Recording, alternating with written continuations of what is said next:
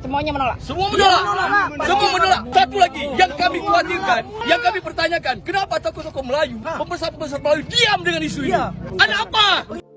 Misteri nasib Abang Long, tokoh Rempang pasca diamankan polisi. Nasib Abang Long alias Iswandi atau Awi, sosok yang menjadi sorotan karena aksi demo penolakan penggusuran Rempang di Batam, Kepulauan Riau.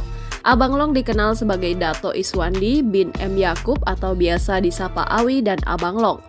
Gara-gara aksi unjuk rasa yang berakhir kontroversial pada 11 September lalu di Bundaran BP Batam, muncullah sosok Abang Long.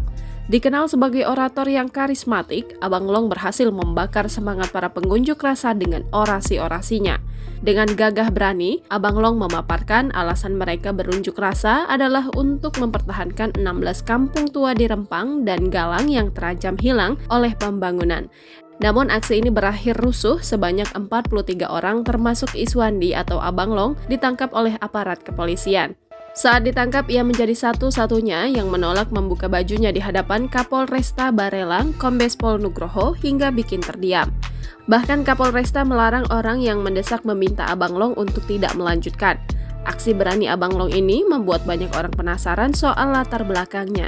Dikutip dari berbagai sumber, Iswandi alias Abang Long ternyata adalah alumni Fakultas Agama Islam Universitas Muhammadiyah Yogyakarta angkatan 2000. Penangkapan ini menarik perhatian dari keluarga alumni Universitas Muhammadiyah Yogyakarta. Dengan berbagai peristiwa yang terjadi, sosok Abang Long menjadi simbol dari dinamika kompleks aksi demonstrasi ini. Kedepannya, perhatian publik masih tertuju pada nasib Abang Long dan bagaimana proses hukum yang akan dihadapinya. Lalu bagaimana nasib Abang Long sekarang? Kuasa hukum Iswandi atau Abang Long kini masih belum bisa menjelaskan status hukum yang menjerat kliennya. Apakah Abang Long sudah menjadi tersangka atau belum kini masih menjadi misteri.